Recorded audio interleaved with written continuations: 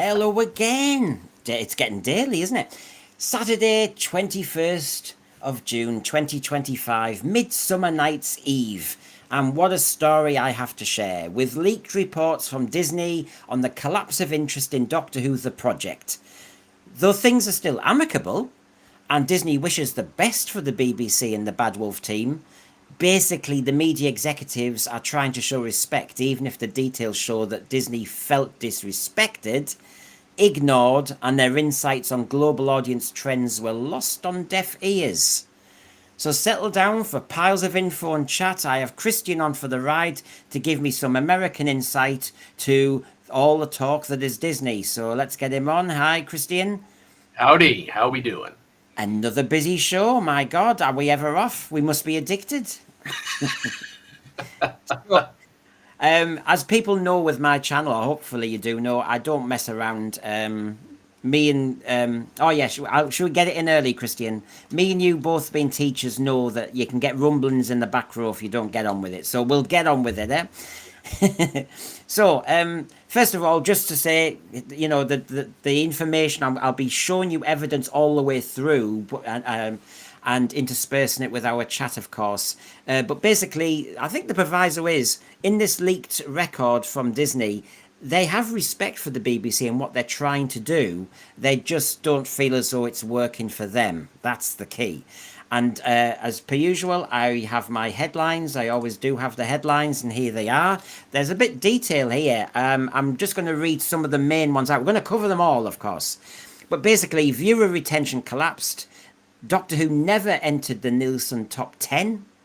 There was no buzz generated for the show, nor was there any sustained interest. Few return viewers from the subscribers. Disney felt Doctor Who was a hard sell. Oh God, what an indictment. Doctor Who failed to grab any particular audience and fell between the cracks. Was basically lacking distinction. Disney recommended a strategic realignment of Doctor Who. Aye. Disney think things must change creatively for Doctor Who to succeed. And there's concerns about its tonal consistency and narrative quality.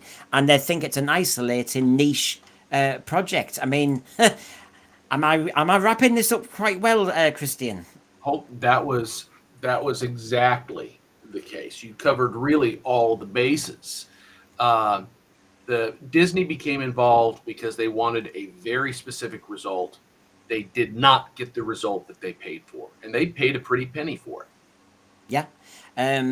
I can see Rachel from Chat About It's on. She's discussed this, so I can send you a message if you want to come on, if possible. But yes, so based on internal analytical data for the first 4 months of season one's broadcast on Disney Plus, Doctor Who delivered mixed results, basically, is what Disney's saying. And the initial rollout, what a disaster. They knew that David Tennant was back, they'd done significant global marketing, and yet it didn't cross over to the shooty season one.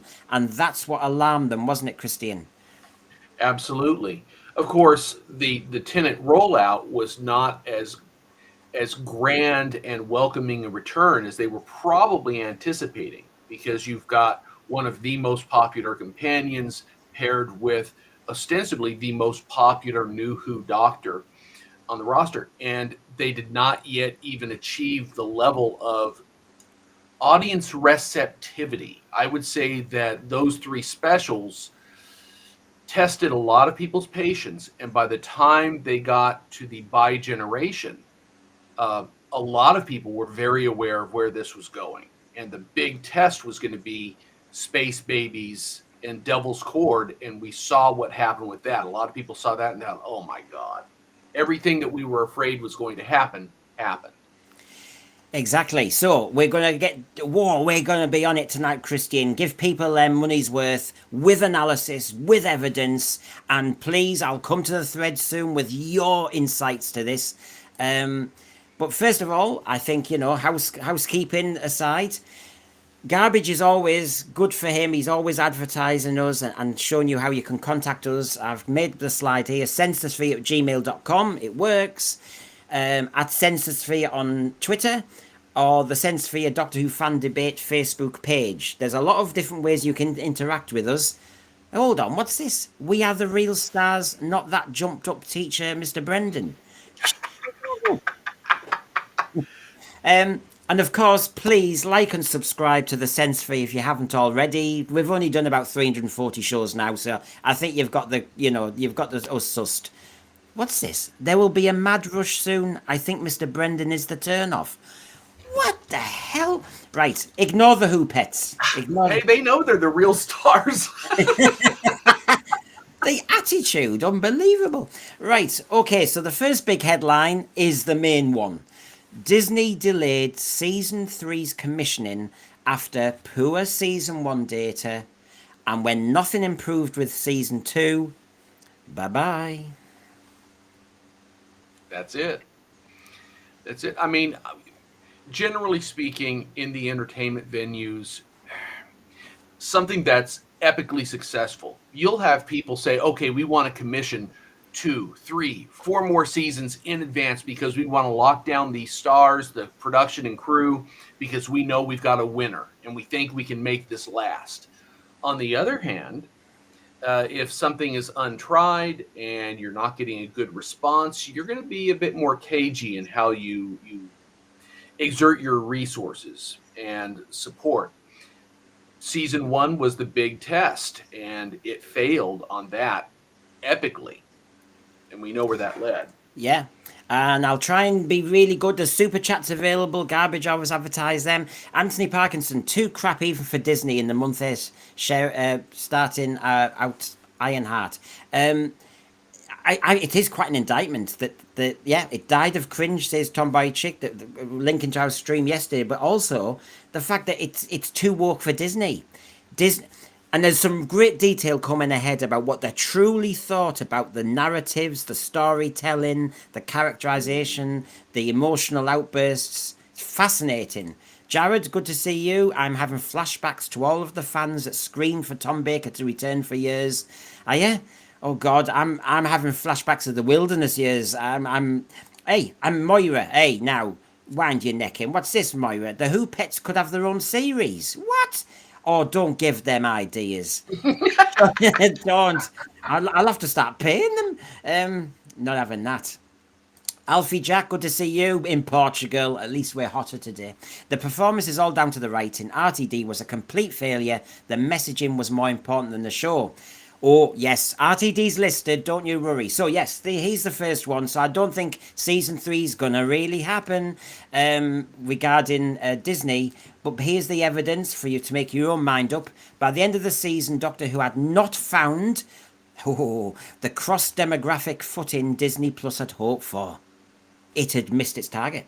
It was not the audience. I mean, this is it, Christian.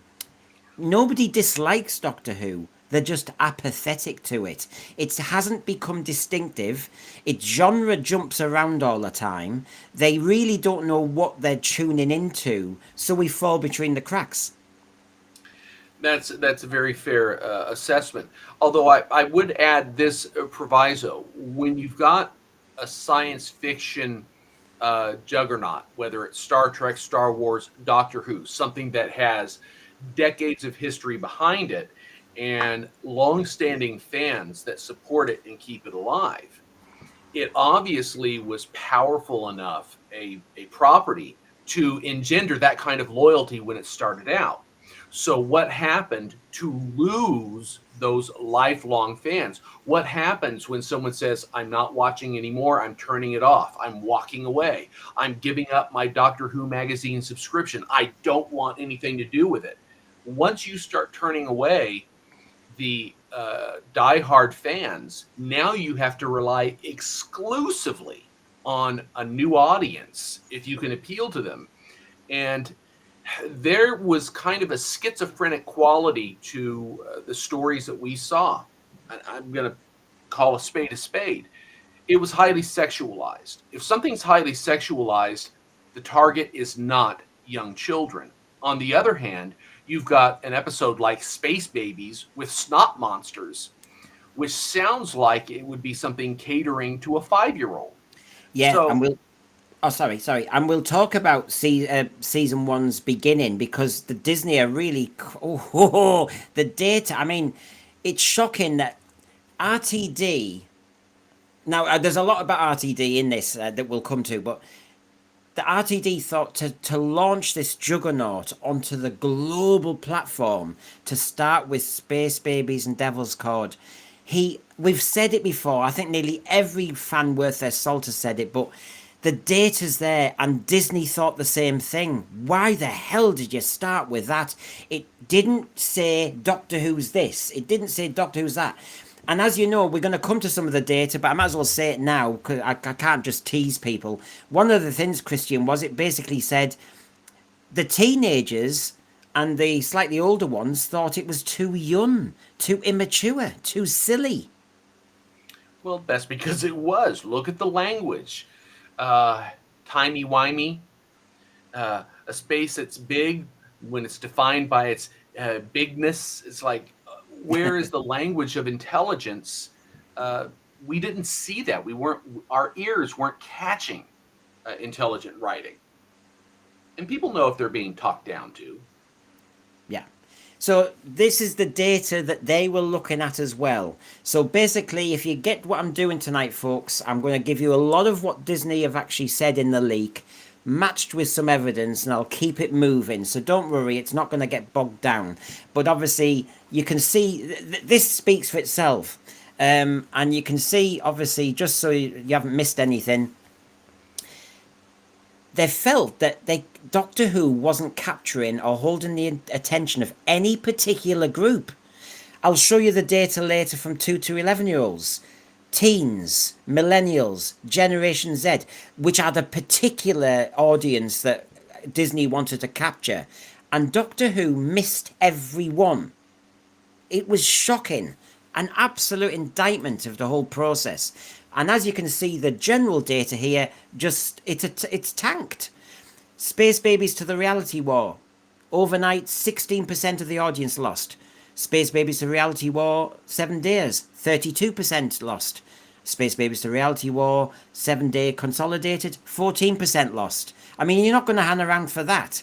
And then just to show everybody the actual data, in case you thought you'd got through it, there's season 1. And Christian, one of the things about season 1 is Disney do go into detail saying that after the first 4 episodes, basically they could see there was trouble. Oh yeah. As a matter of fact, if you look at 73 yards and the slight bump that it had, that was largely due to programming because it followed a game and televisions were on at the pub. So it was not actually an honest bump up. They knew halfway through that this was in trouble, and the remaining projections showed a decline. Yeah, and whether you get bogged down in data, we haven't got the audience appreciation figures for season 2 yet. They might reveal them one day. They end up having to be leaked nowadays. But you can see that it started with 75 and then 77.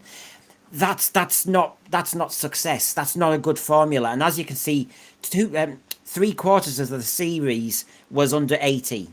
And so was flat as a pancake. It was flatlining with audience appreciation. If you look at the data, see episode 1 to episode 8, I mean, gosh, they lost 350,000. Yeah? Oh yeah. And I would dare say that if you actually forced eyes to watch, the AI indicators would actually be much lower, in that you're just getting the people that were willing to stick with it and watch, and they weren't happy with what it was. Can you imagine what the scores would be like if people that had walked away were forced in front of the set and had to give it a grade after the fact? And you can't beat anecdote as well, anecdotal evidence. And I'm not listing them all again. I don't like to repeat too much. But one of the things was, I noticed a lot of people who watched our stream, just as a daft example, were saying, at the end of season 1, I'm out. I'll just see how it finishes. And I've heard people say the same about season 2.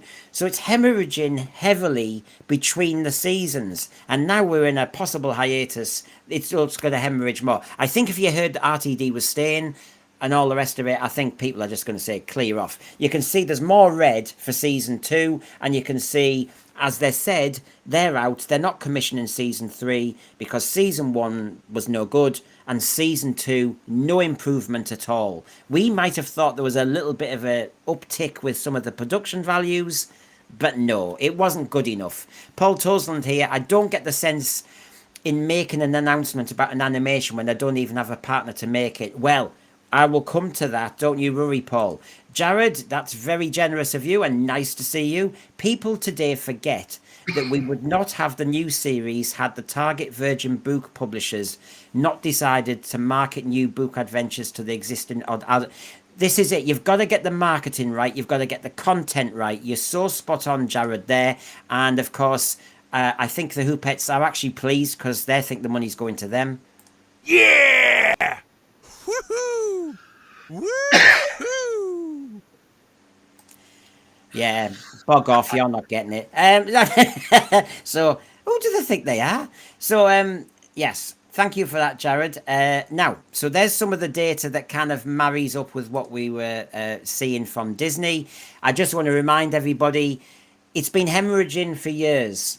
The consolidated for Capaldi, 5.8, and it seems to go down 500,000 per year. So just to remind people, Disney are aware of this whole context, and that RTD, they were willing him on. I will show you the data where they've said they wanted to help RTD and they wanted to work with him and they wanted to respect what was the product, and they didn't want to Americanize it and they didn't want to Disneyfy it, but they do think there are problems with how they make Doctor Who. So here we come to one of the other big ones, and this is a major criticism of how this has been going, Christian. Disney have recommended that they are staying amicable, even though they're not paying for season 3 and they're not getting involved in season 3. They are willing to say you need to do some strategic realignment of what you think Doctor Who is and how you present it. What about that, Christian? Well, I think that's a fair a fair assessment.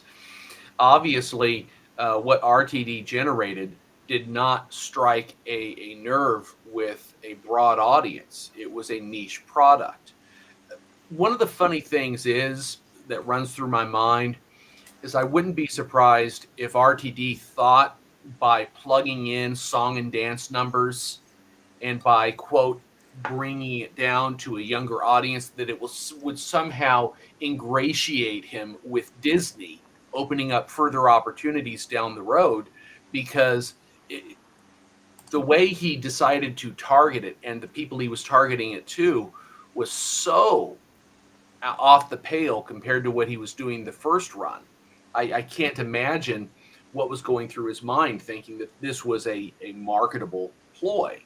Or did RTD think he had a handle on what the audience was going to be? In his mind, if we go down this pathway, everyone's going to come running because my stuff is just all that and a bag of chips. Yeah. Well, he's got to remember his age, and he's got to remember, is he in touch with the base? And the base is not on Canal Street. And I think Disney are really calling this out because basically there's a jarring with what they see as what the global audience wants, and Doctor Who is not it in its present format as presented by RTD. And it's interesting that Moira here says we gave up after Dot and Bubble. There's a point that where they were talking about the content in season 1, and they said even Boom and Dot and Bubble was not the messaging and stuff wasn't landing. Well, it wasn't connecting to anyone. And this is the funny thing. If you're trying to broaden a base, one of the things that what I call family-oriented programming doesn't mean it's all popcorn and bubblegum. You can have suspense, you can have scares, you can have thrills. But science fiction in particular is intelligently written. Without putting too fine a point on that, by and large, your aficionados of the sci-fi genre are smart people, and they expect that intelligence to be rewarded. So you've got to be able to appeal to a broad group of people, but it has to be written intelligently, and you can't be patronizing, and you can't be schizophrenic in terms of your delivery. What is it that made Warner Brothers cartoons with Bugs Bunny so appealing to kids that it became Saturday morning fare? But if you stop and look at the content of the humor, it was very accessible to adults in the audience as well.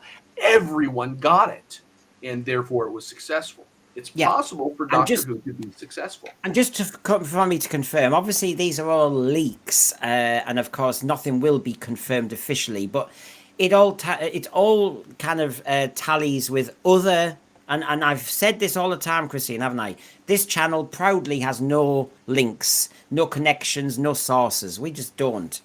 But it just so happens I can't say that anymore. So it is interesting that the things do start to tally a little bit. Now, obviously, it's a hot night, and I don't want this to be a Brisbane sweatshop.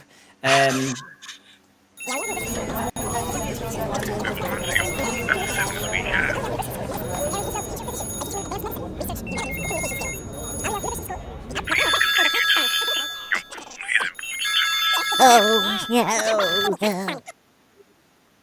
The fire won't help. But that's to say thank you to John Yulden from Sci-Fi Chronicles 79. Thank you very much. Get me on your channel. I know we keep trying to arrange this. Oh, I'd have loved that chat you did the other night. Great show. Like and subscribe all. We certainly live in a time where producers think they are the draw, not the show, and fail every time. Well, I never think I'm the draw in this because I keep getting told by the Who pets I'm not. But thanks for that, John. So on the strategic realignment that we're talking about, here's some of the detail. There's no bad blood. I mean, we should repeat this. You know, sometimes streamers get excited about there's been a fallout. No, Disney thought Doctor Who was a big budget show that couldn't afford itself because the specific tone RTD had picked from Space Babies, Song and Dance Routines and Devil's Cord and the Church on Ruby Road. Then you do, let's have the character, the main actor just stood on a landmine for the whole episode. Then let's have a rant about race. Then, it goes on. What is this show? And they said, you're spending a bomb, you're spending the budget, but it can't afford to keep doing this because nobody's getting it. Well, we talked about this, or I remember sending you off a message in which I took the season 1 episodes and I paired them, saying create cliffhangers, redesign some of the elements from each of the stories, and you could actually create a very compelling science fiction based Doctor Who type story if it's done right. So the funny thing is, there are elements, individual ingredients in each installment that could have worked if the proper story had been constructed around it. But RTD did not want to do it that way. He wanted to make sure that his vision, whatever that vision was took priority over creative production. And we saw the results. And everybody knows, we've all got our story. Moira said Dot and Bubble was it.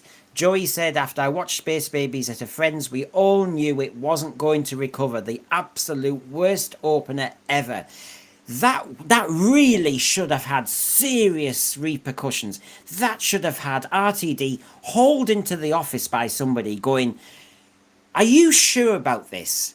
We've got a global streamer on board and you're going to do an episode about filling your pants. Are you really sure about this, RTD? Because I'm not laughing. And then get him to commit to, I am convinced Space Babies is the future. And when it tanks, I'd be that chief executive's going, you thought you were right, you were wrong, there's the door. Because, I'm sorry, but that was such a strategic, tactical disaster. It's a bit like if you, executing a war campaign. That's like getting, most of your troops, most of your army massacred by putting them, in the wrong place. Charge of the Light Brigade, Gallipoli, the Australians will know this well. It's that sort of strategic disaster. Well, absolutely. You can have a semi-week episode if you were running 20 episodes for a season and it was somewhere in the middle, and you strategically arrange it, this is a week story, let's put it here. But when you've got only 8 episodes to play with and you're going to start with an episode like Space Babies. And this is supposed to be science fiction. This is supposed to appeal to intelligent viewers. And I will repeat, and I'll show you the evidence. Disney in this leak, basically that killed it because the content was seen as too young. I mean, the 2 to 11-year-olds weren't watching it. So in other words, Space Babies wasn't for them. And then, of course, the teenagers, and me and Christian know the teenagers blooming well. They sit in class and they just stare and they want to be entertained. They want us to be TikTok teachers. So, you know, you've got to be on it. And you can't indulge, you can't waffle, you can't look underprepared. You have to be consistent. All the stuff that RTD wasn't doing. Absolutely shocking. Paul, you're a great friend. Thank you very much. Glad now we have got the Who Trek crossover. We're sorry, we haven't got it. I did panic about that with the San Diego Comic-Con when he mooted it, didn't he? I'm so glad we didn't. I think he was actually fishing. I know that you guys discussed that on streams last year. I think when he was at the Comic-Con, he was reaching out, hoping to make more connections. Yeah. And you know darn well if Paramount and Kurtzman had been on board, they would have done a crossover. They just I obviously because they made the 2 series. You're right. Last year I was saying I think they're fishing for global streamers. They are trying to find the audience. They knew by then that Disney was out. This confirms everybody. It is a leaked source. I now have confirmed it with others. I also know that the common sense, when it all tallies with, we knew this happened. By the way, thank you very much, Paul. I will say that, and the Hoopets want to thank you as well.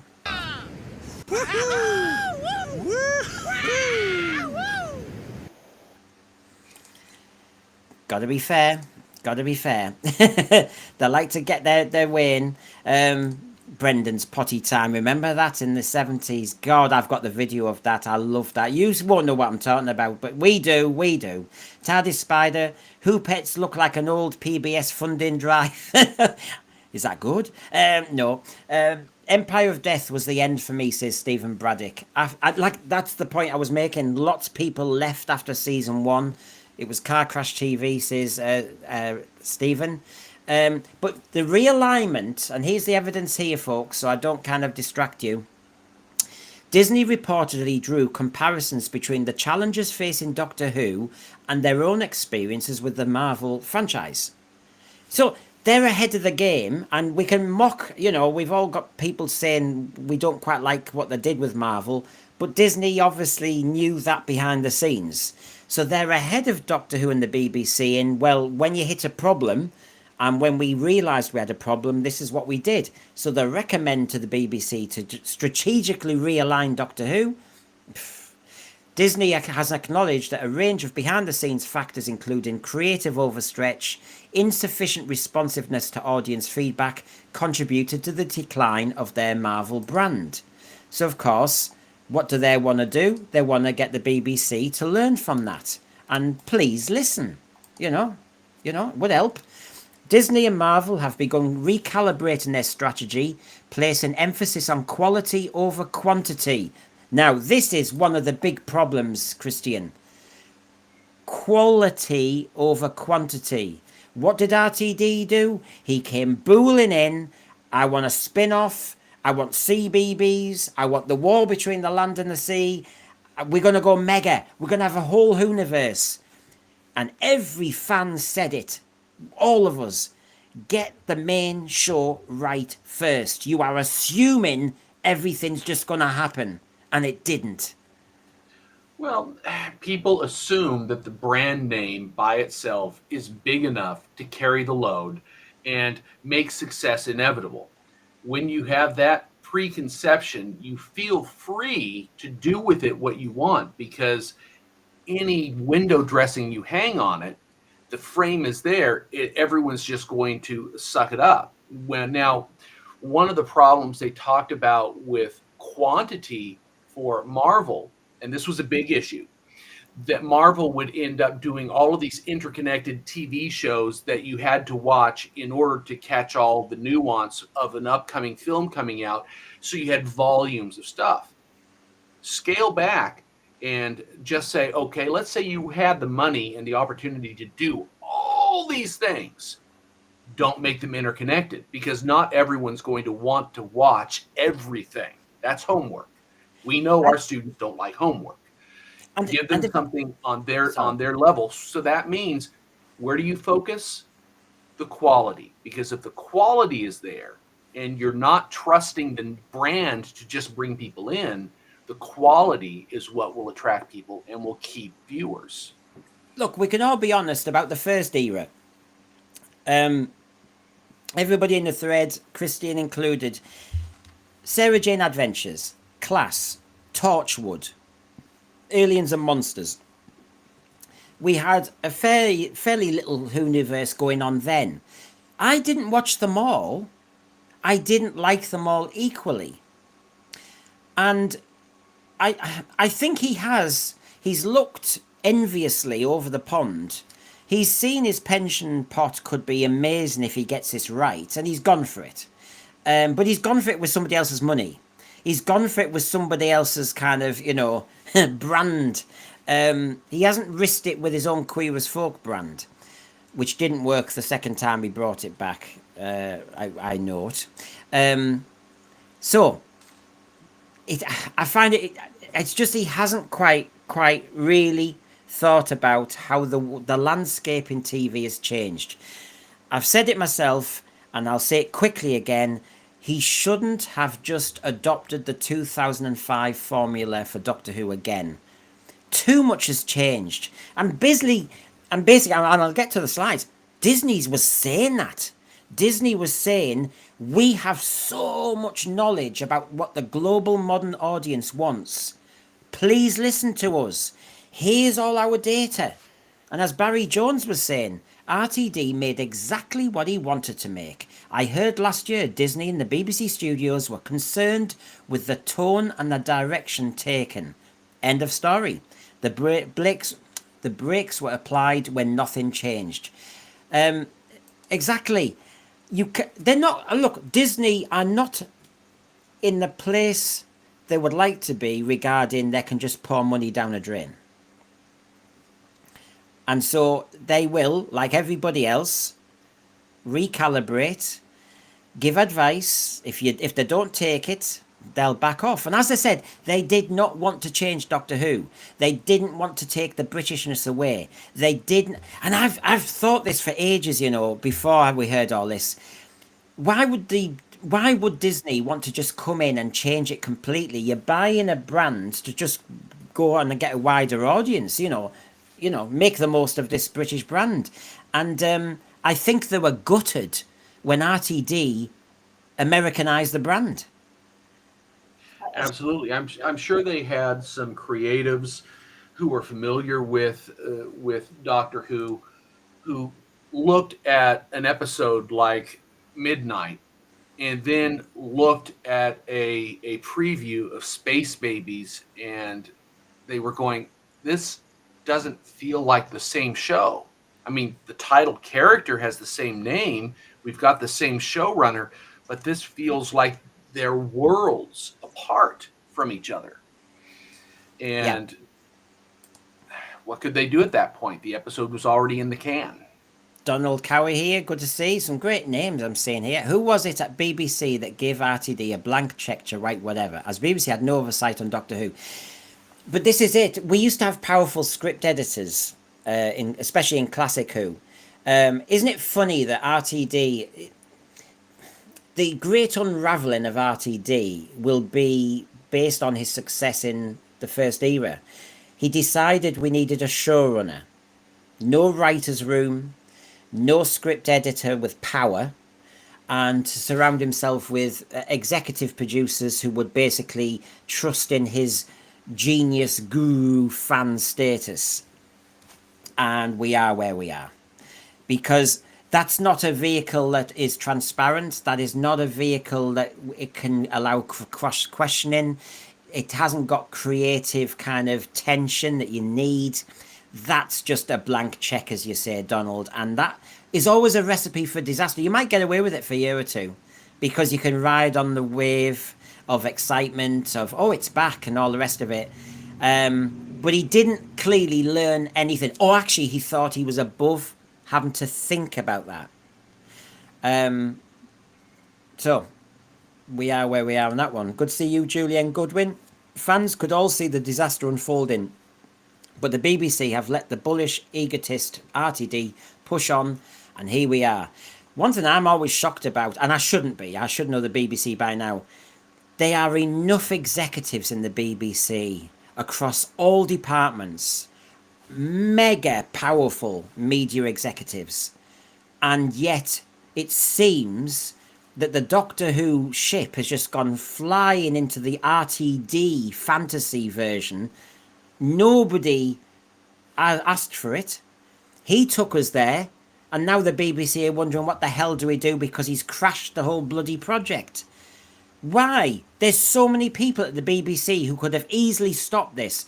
I am sick of public service organisations where people happily take the checks, but they don't apply the management that deserves I'm them. sure that could be a part of it. There could have been a number of people at the BBC who were supposed to operate as a liaison, and that's made a part of their duties. They get a bonus or a check out of the deal, but they say, you know what, he's a smart guy. I'm just going to let him do what he wants and say that I checked things out. Until, of course, it's too late, and then they point fingers at RTD. Yeah. Well, Jared Cooper, and we all allow on the sense for you. I can be all fired up tonight, but we're all allowed different opinions. And as you say, you can still make good Doctor Who with good spin-offs. Just look at Big Finish. I agree with you. I think it's safe as a program maker, especially when it's not your money, to actually commit, first of all, with re-establishing the main brand first. Because whether it's Dallas led to Knots Landing, Dynasty leads to the Colbys, and just, list them all. There's hundreds of examples of spin-offs. $6 Million Man, you get the Bionic Woman, that sort of thing. One is established first. Normally the spin-off is media executives going, how do we milk more out of the cow? That's what happens. And in this case, what we've said is, let's buy lots of cows. This is like Jack and the Beanstalk gone funny. He had a few magic beans, but what he's done is he's suddenly just... Am I mixing my metaphors? I probably am, but you get what I'm saying. Oh, yeah. Yeah, instead of going to the market and coming back with the magic beans and selling one cow, it's kind of, he's got loads of cows being built. Mixed metaphor. I think everybody knows. Brendan, you went down a blind alley, but we know what you're doing. I hope anyway. Right, so basically, isn't it interesting? This is whoa. Disney encouraged BBC and Bad Wolf to reflect. Whew, that's a heavy word. On whether aspects of the Doctor Who brand might benefit from a realignment. Shall we discuss? Hello, we are Disney. Do you want to sit down over a cuppa or over the water cooler? Shall we discuss what we learnt when we were doing all our Marvel franchise? What went wrong? No, we're all right. We're all right. I'll tell you what. So, as you can see, while the formal co-production agreement has concluded, Disney made it clear that the spirit of partnership remains intact, but they felt their advice went on deaf ears. And I've been saying, has RTD any future? If they're going to do a proper reflection and a proper strategic realignment of Doctor Who, I think a lot of Doctor Who fans would be pretty shocked if he suddenly reinvents himself and says, I'm the genius who can get you out of the mess that I put you in. Absolutely, but I wouldn't be surprised if RTD decided to do it. Right now, his reputation is sorely tarnished. It's badly impacted. And so he may want the opportunity to somehow regain his stature. And of course, the only way he can do that is to somehow creatively try and return to the tone of his first run as showrunner. But I think that ship has sailed. I think no one's going to trust RTD to be able to do it because he's so militant with his worldview and so insistent on imposing it on others. I don't think he can. And we all know what's happening now. New Who is living off New Who. So basically, instead of saying, right, what worked in 2005 to 10, we can't repeat that. And nor would we be charlatans. We know that the world has changed, so we will reflect that. No, what he's done is he's making new writers, Juno Dawson, Inya Elms, and all them in season 2, repeat things from early New Who, and that's as if that's all that exists. So we started getting stupid ideas like Doctor Who is a refugee. No, he's not. He's an exile. If you want to be, pedantic about it, he's an exile. He's not a refugee. His superpower is empathy. Excuse me, Doctor Who has no superpowers. End of. Stupid sentence. Go to the naughty corner and learn your Doctor Who. He feels so much he needs 2 hearts. That's absolute bollocks. We only discovered he had 2 hearts about 10 years into the process, didn't we? And it was a tiny thing. Even by Caves of Androzani, you saw the android just saw the 2 hearts there. They didn't make a big thing of it. And if he had 2 hearts because he had so much emotion and passion, we didn't see it in Classic Who. He just got on with the adventure. You are talking crap because you're just talking about New Who because the boss is sat behind you. It's all baloney. And they think they've got nothing to learn, Christian. Well, they think they already have. Someone who's been successful once often thinks that they can no longer learn because they're already at the top of their game. What they don't understand is that we are constantly learning. You don't stay on top doing the same thing indefinitely. You have to grow. And growth is the one thing that they will not do.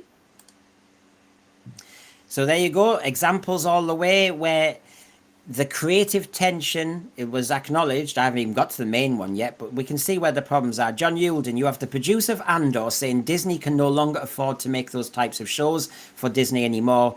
So why would they want to expend money on low quality RTD Who? Spot on, John. And that's what this leak is really saying, that they will recommend, they will give advice. The advice they have tried to give before has fallen on deaf ears. So we will respectfully just leave you alone. That's what's happened. Which just shows you that has to be complacency or arrogance. Right, next big headline from this leak. Now, fans, followers, thread, buckle down. Here we go. Russell T Davies and the BBC were accused... Yeah, it wasn't that amicable. Accused of creative overstretch and being deaf to audience feedback. Yes. That was the case. Now, I would redefine creative overstretch as being agenda overreach. Creative overstretch is maybe trying to craft stories that demand too much, but it's more a case of pushing an agenda, hardwiring it into the story so that it takes front and center stage and everything is subservient to that message. That was not well thought out. And deaf to audience feedback, therein is the big key. For the last 2 years, the audience has been very, very, very loudly clear on what they want to see. And RTD would instead simply dismiss and insult those criticisms and call us names. That's, oh, yes. Yeah. That's a deafness I've never seen. As I was compiling evidence to help this show tonight, I could have gone on forever with examples of RTD saying shut up, clear off, or F off in his Instagrams and tweets. You know, I mean, this is kind of crazy. So I mean, it's great to see all these names. Tony Fowles TARDIS. I hope the BBC will learn from their mistakes, but sadly, whilst they retain their commitment to DEI, in which they spend millions, I doubt they will. Well, I think even Disney learned it's not happening, so we need to move on. Let's have a look. So anyway, that's the main headline. Let's go delving into the evidence and looking for mischief within it. So, the first thing is, as they were trying to recommend from their experience with Marvel, they actually said they were doing too many different Marvel projects, creative overstretch. They really did get too excited. And every fan of Marvel will tell you all the disasters where it tanked. And where basically, because they weren't focusing on maybe one or two projects, they overreached, overstretched, overcommitted, and and diluted the brand. And I think Doctor Who doing the Sea Devil thing, and we all know the Sea Devils are going to be diluted as well. So the spin-off is going to be a diluted version of a diluted Doctor Who, which hadn't recovered after Chibnall, which had been diluted after being turned into Jodie Whittaker. You know, we've had this decimation of the Doctor Who brand, and only a fool, RTD, would think my amazing writing will just recover that instantly. He actually made when I say he had a decent chance when he brought David Tennant and Catherine Tate back to kind of relaunch. That's what I thought the plan was. I'm sure that's what they thought the plan was. And the ratings were about 765 million. But as Disney discovered very, very quickly, even in those non-special specials, there was a lot of messaging and the content was a bit... And then we didn't launch into a new Doctor that nobody knew. David Tennant and Catherine Tate had dragged people back, but they didn't like the fans didn't like the content, like in Star Beast and The Giggle. And then, of course, did they then transfer to the Church on Ruby Road? And the answer's no. But already by then, Christian, they were thinking about the legend, the land between the war between the land and the sea. And then they were thinking about CBBS. And then they were thinking about, no, you're running before you can walk. And as Disney said, don't do what we did. Slow down. Well, there's in business parlance, you want to be able to cross the gap, bridge a chasm. If you've started a business and the business is successful, you don't want to leverage your financial resources from the first business into a spin-off business, a side venture, and think that your name brand is going to get people in the side venture to support it. You're going to tank financially your original business. Treat it as a startup by itself. If they wanted to do War Between Land and Sea or go CBBS, that's something that they have to treat as a brand spanking new start off. They can't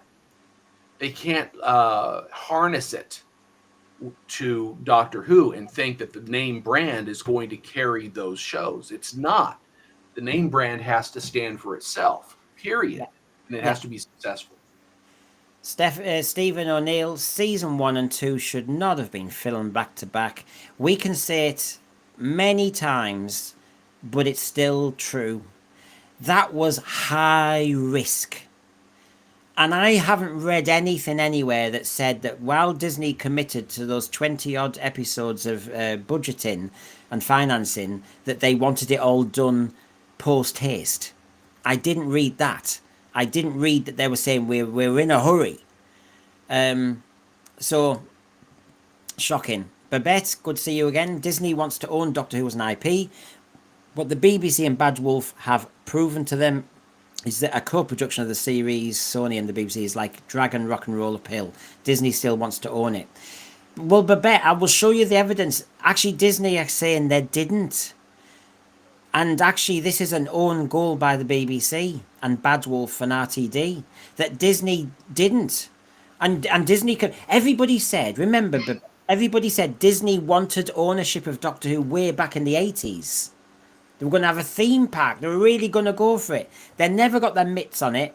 and now this is their moment. I mean, we all had the suspicions, but Disney's now walked away. So Disney's walked away and said, well, okay, good luck with you. You've done a very niche setup. It's a very strange brand. Good luck to you. I sense a bit of patronising, a little pat on the head. Well, you want to keep your little British little version of Doctor Who with its twee ways, and you want to keep it unique. Good luck. I mean, basically, that's what Disney is saying, and I'll show you it. I'm not paraphrasing too much. Although I will say for Babette Bombshell, it's possible 5 years ago, Disney was all about wanting content for their streaming service. That was part of the lunacy that led them to doing all of those Marvel spin-offs because they needed to fill bandwidth. Yeah. They needed content. If Disney had been able to get its handle on the entire classic run of the show, basically it became an in-house property for Disney, kind of like they bought Lucasfilm, kind of like they bought Marvel. I'm sure at that time, before it got to this point, they would have jumped on it because at that point, they would have seen potential. Now they have seen the brand being exhaustively damaged. At the same time, all of their previous purchases have tanked. So this is like pouring good money after bad. I think they realized that this would be another losing proposition for them, because they certainly haven't come out ahead with Lucasfilm and Marvel. Well, Julian Goodwin, I just don't think RTD can write any other way. Yes, what should we say this in another way, Julian? You mean he's inflexible? You mean he's stubborn? You mean he's possibly arrogant? You mean he's possibly a one-trick pony? Should we put it a slightly different way? Because I tell you what, he would to us.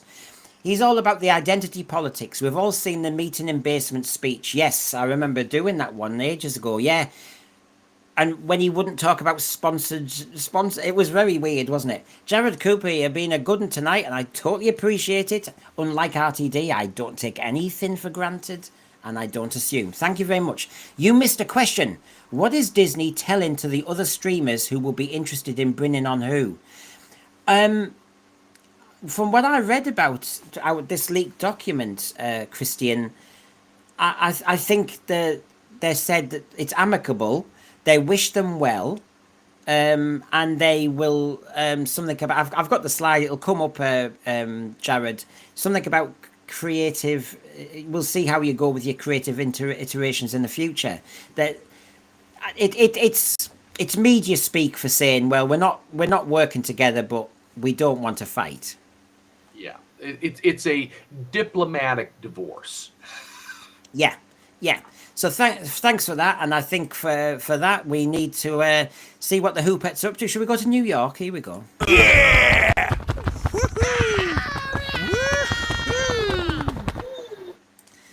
I think they'll be going more global than Doctor Who at this rate. So you've got CBBS, creative overstretch. You've got the war between the land and the sea, creative overstretch. Are the BBC listening?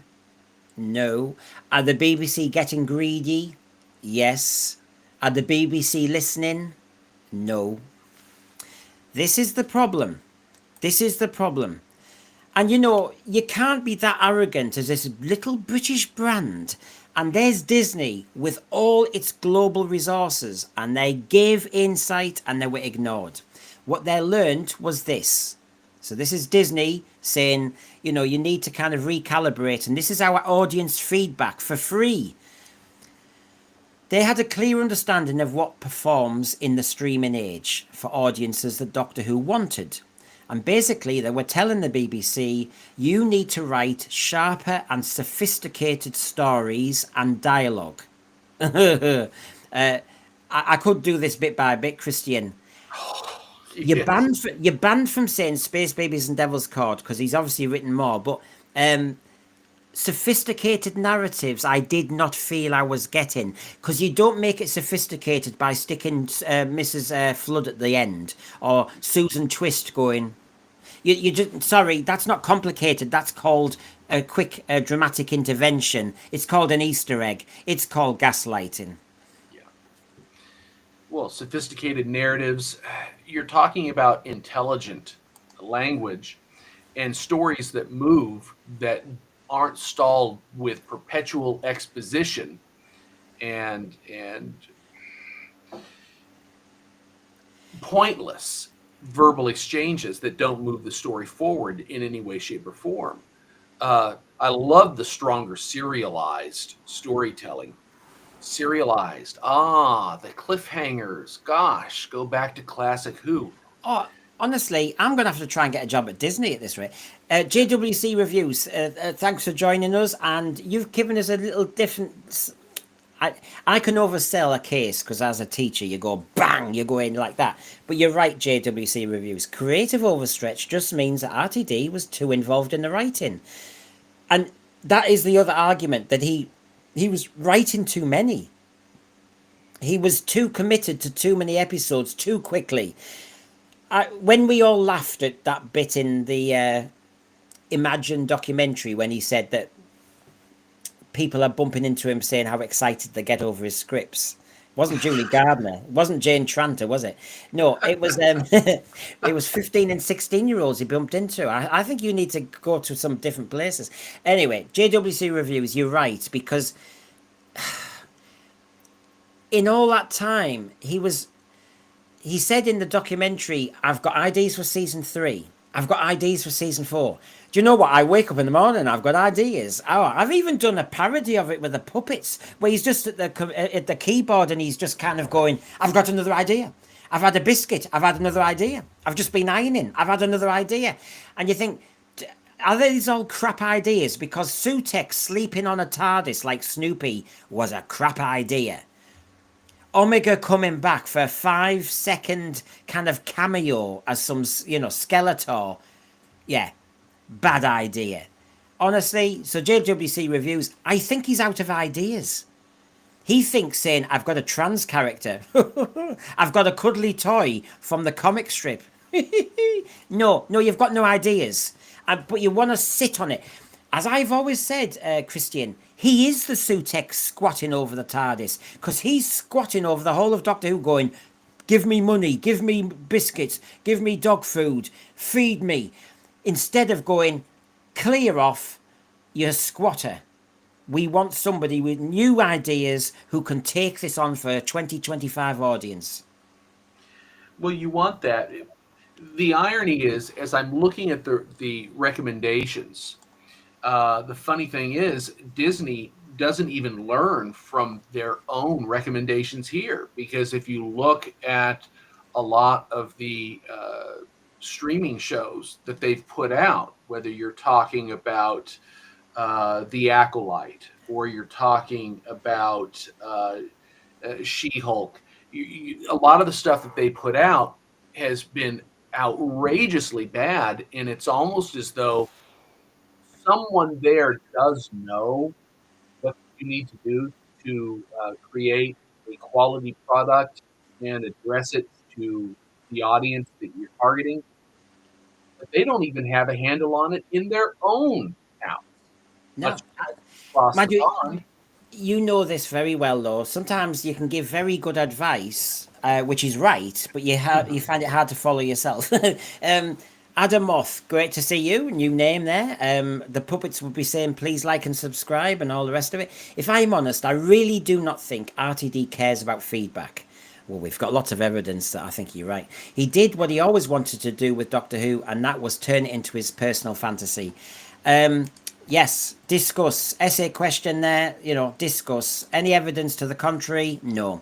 Stephen O'Neill, the producers need to go back to basics of Doctor Who, like it used to say in the Radio Times in 1963, an adventure in time and space. Stephen, you're completely wrong. It's an adventure in timey-wimey space. That's what it is. Yeah, we were discussing that yesterday. Peter Davison hated that. Yes, as you quite rightly said, you got there first, you little tinker. The Disney said, have cliffhangers, have complex character hooks, have tighter pacing. I mean, honestly, Christian, Where was the tighter pacing in the finale when for the first 25 minutes it's like we're all in unit going, where's Poppy? How are you? I'm sterile. I'm barren. I mean, and, give us a hug. You're back. Yeah, you, Mel. Yeah. It's like, give us a. No wonder the parodies had them all hugging for ages because, to be honest, that's not tight pacing. That's kind of going, the world is ending, there's Armageddon, and we're all going, I haven't seen you for a while. No, I haven't. I'm barren. What? What? If you're barren and you're sterile and the planet's going to end, who cares? Precisely. No, it was all exposition up to the moment they faced Omega, and then he was dispensed with, and you had a 35 long minute resolution that was totally unrelated to the primary plot driving the story in the first place. And I can't begin to go into everything that went wrong with that finale. Well, and we saw the evidence, but shall we just go to the creative tension bit? So at the end of this slide, you can see their insights were grounded in extensive audience research, which Disney are good at, and cross-platform analytics, all of which Disney simply provided in support rather than to enforce something. So here's the problem. This is where tensions began to emerge. While Disney Plus teams regularly shared data-backed feedback, and remember, they did test screenings. We heard about that with the Church on Ruby Road when they inserted a new scene. And they had actionable insights into contemporary audience preferences. Wait for it, everybody. Russell T Davies reportedly remained confident in his creative instincts. Right. Hello, RTD. What have you made? You've made some British dramas, and you've been milking your Queer as Folk kind of brand a bit much. And you jumped on somebody else's work, Doctor Who, and you'd made a success of that a few years ago. Yeah. We're a global streamer. We've been around longer than you've been alive. We've done this, that, and the other. Yes, we've made mistakes, but all our data from all over the world, even Haiti. Remember, we're #1 in Haiti. All our data is telling us that you need to just stop now and maybe just recalibrate. It's a bit like the Titanic, and you can see the iceberg, and the captain goes, let's go straight for it. No, I've done this many times. I know where New York is. It's like, no, but there's an iceberg there. Your data might be telling you that. Well, no, there's weather forecasts saying there's icebergs about. They've been reported. We've got loads of data, mate. Full steam ahead. Hey, Doctor Who is unsinkable. See what I did there? Doctor Who is unsinkable. Mr. Berlin, Inspector Calls. Here we go. So, yeah, I think we've got RTD pictured now, haven't we? I kind of like what Garbage said. RTD remained confident. He's a professional liar. I don't know that. Yes, I guess he is kind of a professional liar. I think he believes somehow that his vision will at some point get the response. Against all evidence, he still believes that his is the right path. He's missing a few active brain cells.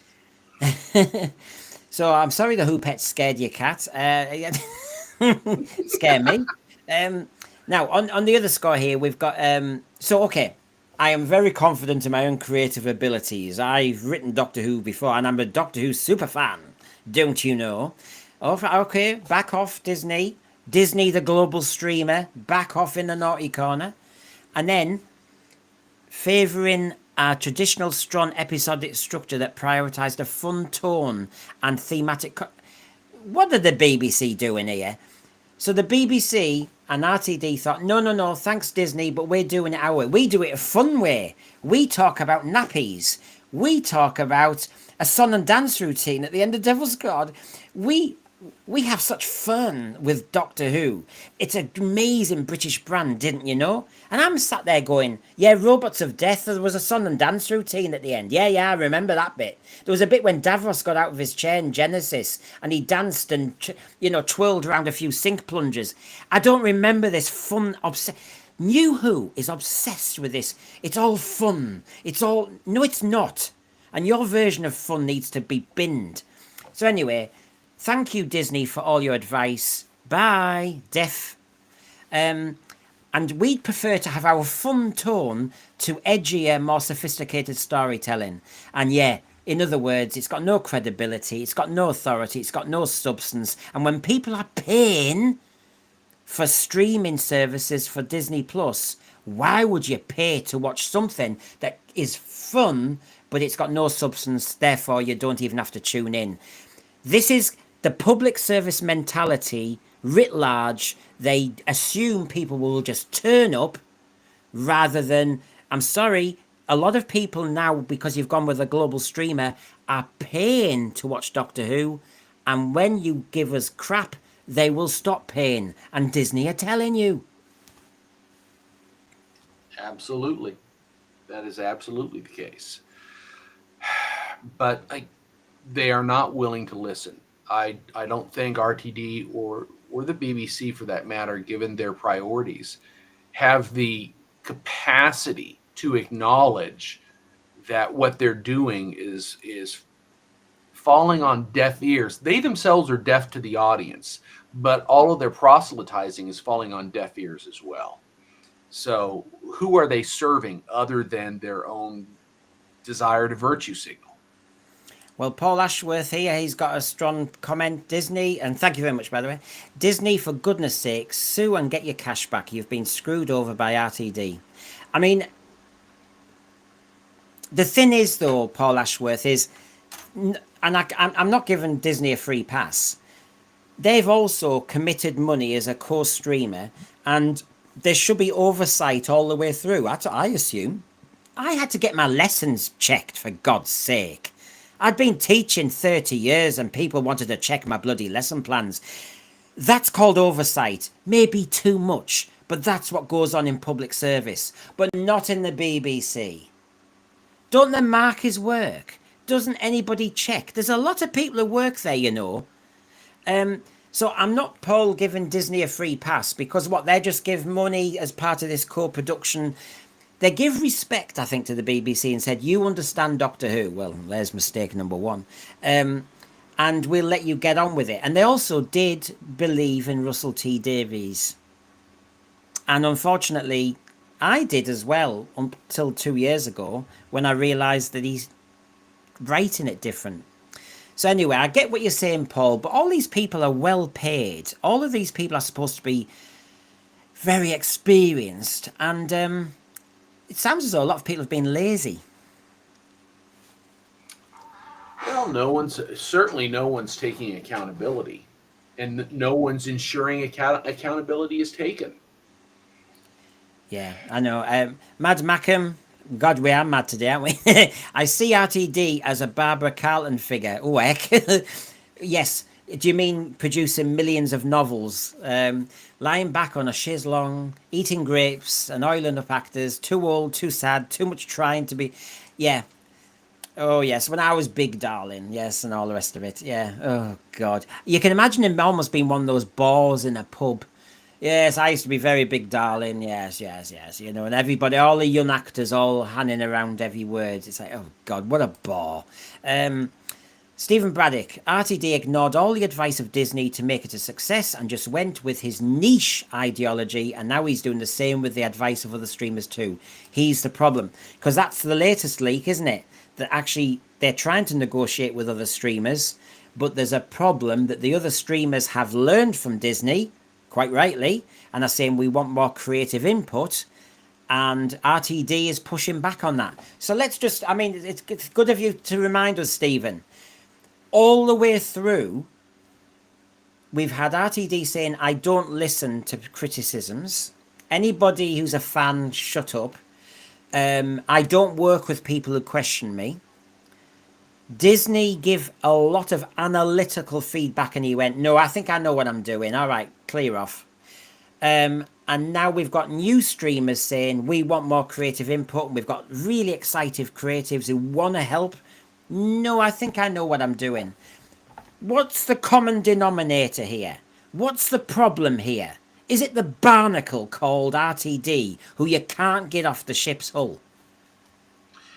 Well, that I think is a part of it. How long did he? We talk about Gatwa having a contract that ostensibly they'd have to pay him to help extricate him out of. How long was a contract for RTD? I heard 5 years, but I'm 5 not. years. I heard 5 years, but that's So 22, that takes it to 2027. which is interesting because that's when we're all wondering, will it come back around about then? Um, I anyway, so there we go. The BBC have been given advice. RTD's been given advice. And look at that last little bit. It says creative leadership within the BBC and Bad Wolf appeared at times resistant to these discussions with Disney, and internal Disney sources noted repeated instances where critical audience feedback was met with pushback or was misunderstood entirely. What you've got is public service broadcasting, assuming that we will just keep feeding the pig. Meanwhile, you've got Disney that has to operate on a different financial model saying, listen, we've got all this data for bloody free here. And he's going, no, I understand my program. And the BBC have backed him like fawning idiots. And we have the disaster that's called Doctor Who now. And we're all so grateful, RTD. So grateful. Remember, at Milton Keynes' Utopia, Christian, Benjamin Cook, obviously one of the close allies of RTD, what did he say to our panel? What did he say to us all about the colorizations? That even 1960s Doctor Who has to be made to look like New Who. And that edict has come from RTD. And that is called killing the brand. Oh, yeah. So, everybody, are we hearing this loud and clear? Because the more evidence I accumulate, anecdotal, meeting Benjamin Cook, sources, leaks, data, join it all together, is that RTD refuses to change his ideas on what Doctor Who should be. In the face of evidence, in the face of poor results, in the face of advice from a bigger, more experienced streamer of global proportions. He's made some BBC and Channel 4 dramas. He should know his place. Come on, let's say it out now. Let's say it out loud. Dalek Lives Matters. If RTD hadn't written for Doctor Who, I would never have watched any of his other stuff. I guess most men wouldn't.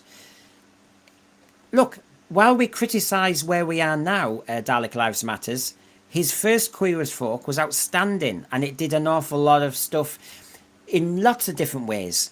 I didn't watch The Second Coming. I didn't watch Bob and was it Bob and Rose or something like that? I've seen some of his stuff. I saw The Years and Years. It's a Sin was very good. Yeah, I mean, I can be fair to him, but, what he's doing with Doctor Who now is quite patently not working. And quite patently he's been given advice, and quite patently he's ignored it. Therefore, he quite patently should clear off. I think that's quite patently clear from me. So there you go. So anyway, the other thing is, and they were told this, the test screenings said there was a problem with the Doctor Who tone. All right, the show's tone. Now, we said you've got the song and dance, then you've got fantasy, then you've got a kind of more serious moment in the well. Then you've got conspiracy theorist stuff with Lucky Day. Then you go a little bit magic circle, hocus pocus with 73 yards. What is this brand? The tone is all over the place. 1 minute we're kissing a man. The next minute we're doing a Bridgerton. The next minute we're doing a song and dance routine with the Strictly Come Dancing stars. The next minute we've got the Goblin song. The next minute it's like, where's Poppy? Where's Poppy? What the hell is this? So yeah, the tone is all over the place.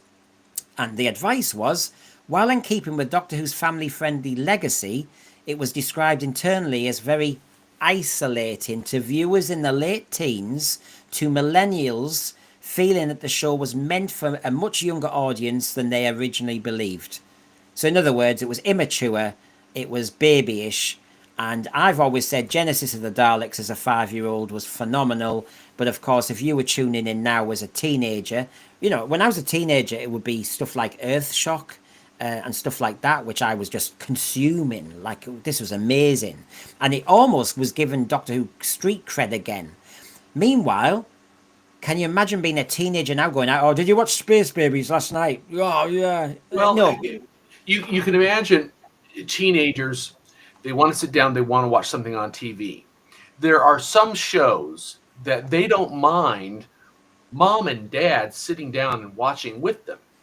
And then there are some shows they didn't realize the show was going to be what it was, and they just cringe when they realize, oh God, my mom is sitting right next to me and we're watching this. What must she think that I actually endorse this embarrassment on the screen? Yeah. Gorvidal, I haven't seen you for ages, but maybe because you're in silent mode. No. Hiya, good to see you, Gorvidal. Introducing romance into it, Rose, Amy, Clara drew in a new audience, but once it was taken away with Capaldi, some of those viewers dropped the series. This also accounts for a decline in ratings. Now that's fascinating because that's not quite where I stand, Gorvidal, but that doesn't mean I'm not right. I am not RTD. But I've had a problem with the romance being overdone because I'm thinking it's a one-trick pony. Is that the only kind of narrative arc we've got? At the moment, we've gone into very soap opera narrative arcs. The Rose thing worked, undeniably. I think after Doomsday, we didn't need any more of that. The unrequited love of Martha Jones kind of showed that. It's like, why did we even need her to do unrequited love? Why couldn't we have just had her in the TARDIS? She's a doctor. We didn't need her to kind of be going, oh, I quite fancy him. No need of that. Clara, oh, God. Do you know what I struggled with the Clara with her boyfriend in Coal Hills? No. Anyway, but Gorvidal, we've all got our different opinions. Kimberly Foster. Years ago, I remember reading an article where RTD was asked about the possibility of ever hiring an American writer. He shut it down viciously. I wonder if he didn't double down on his vision.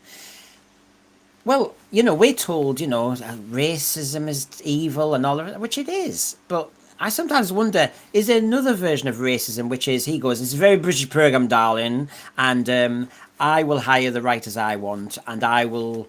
And all of a sudden, he's been dismissive of Americans and American insight. And maybe that's a version of being a slightly naughty, prejudiced person as well. We can all learn from everybody. We can all listen from, come on. So I just think there's problematic thinking going on in his world. Seriously. So yes, what a killer word. When we said in Christmas Invasion, Harriet Jones, doesn't she look tired, was a killer phrase. But Doctor Who isolates teenagers. Ooh, it's not trendy. It's not got momentum. As Disney said in their data, it's not got traction. People aren't coming back for more. It's just not good. It's an embarrassment. It is an embarrassment to actually say that you watch, much less enjoy, what RTD has been putting out. Yeah. And of course here you can see the teenagers, I think are one of the hardest markets you can get, thought it was below them. And even with the somewhat darker episodes of Boom and Dot and Bubble, there were still quality concerns by those teenagers, and they didn't like the dialogue, they didn't like the characterization, and the forced emotional beats.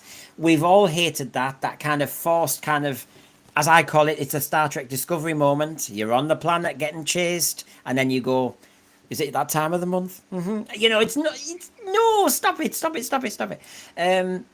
Anyway, next title. Oh God, it's almost like a lesson. Disney concerns over tonal consistency and narrative control. I think I'm parking this near RTD again, Christian. That's because he's responsible. I mean, tonal consistency. Okay, let's say you start off with Space Babies. I had this image of, okay, if this is the direction and he's trying to direct it to 5-year-olds, he should have just brought on Carvanista as a new companion who would stick with the Doctor, because who doesn't love a walking, talking dog going around and Yes. engaging the kids? Because you got Space Babies, you got to have a puppy. Oh, you've just mentioned Carvanista. That's your fault.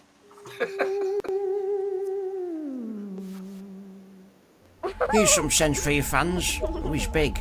Hey, watch it, son. I can box you. Watch it, watch it, watch it. Oh, God, he's scary, isn't he? Oh. Is that a Carvanista? Flux, do me a favour. Your fault. I did that. Sorry. You what? The Who pits are on standby. Any mention of them, they're on the beyond. So that's all. That's on you. That I've got them all tied up in a cupboard. They're all in there. They're like kidnap victims. But no, you had to mention them, so it kind of outs their spirit. So that's it. You're in the sin bin, you Christian. So yeah, tonal consistency in that. Remember, this is Disney's recommendations. Oh, how. And look at my examples. I'm a naughty person. You've got Jinx Monsoon's The Maestro, which, do you know what? In one strange sort of way, it could have worked if it was tonally different. There was a moment, I think me and Jamie looked at each other, I think it was seconds into the programme, the pre-credits, and when the music teacher is killed. Now, forget the pronoun crap, and I'm looking like a woman, but I'm the daddy and all that rubbish. But basically, he killed somebody really quickly, and I thought, oh, well, it's possible. The trouble was, we then had tonally a sexual bit with the baton. You also had da-da, and it was all a bit music hall and a little bit camp. You also had the song and dance routine at the end. It was all over the shop. And there was a scene, I think you'll remember it, if I could only get the photograph. You can see the TARDIS at one side of the stage. It's lit in a very surreal way. So it looks as though it's almost on the theatre or something. And you've got just two spotlights and Maestro on a piano. And it's all a bit... And remember the bit when the TARDIS just lit up as if it was got disco lights inside? Yeah. It's like... Am I taking this seriously? Or is this a stage production? Am I expecting Sylvester McCoy with the spoons in a minute? What's going on here? It was inconsistent. I mean, just comparing all of those moments side by side, they didn't really fit together seamlessly, and that was a problem. Yeah, and Stephen Braddock, I'm giving him nightmares here. God, when you look at those images together of Maestro, Rogue, and the aliens singing in a rainbow dress, it does not scream Doctor Who. And don't you think... It doesn't scream Doctor Who, but it makes me scream. But yeah, and you can imagine Disney going, hold on a minute, what?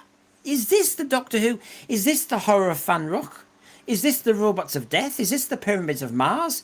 Is this Stolen Earth? Is this Midnight? Is this what we thought we were buying? Because this is so far from it. I'd be bloody furious, although, as I said, they should have had more insight. Now, Michael Nemo, good to see you, and thank you. Doesn't it seem like RTD simply recreated Cucumber and Banana with elements of Doctor Who for Gen Zs? I haven't watched every episode of those. Was it Cucumber where at the end the gay bloke sadly was killed with that golf club? I think it was a golf club. It was a horrendous... It was well executed one-off drama. There were little bits like that, but there were also little stunts. I can't mention them on this channel, but there were certain sexual stunts, and just like he learned from his first era on Creeper's Folk, he would mention certain sexual practices or devices to shock.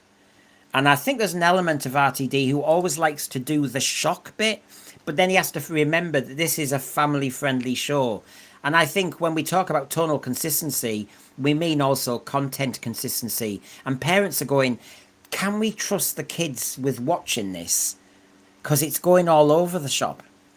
Well, think about this. You talk about these references, and all it takes is, I didn't get that. Okay, Johnny has just asked me what it means. Let's Google it.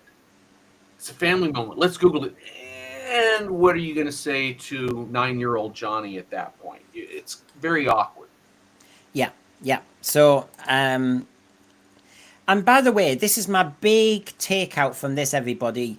When Disney says you have tonal inconsistency and problems, can we all say what we've been saying forever, but that we'll add it together?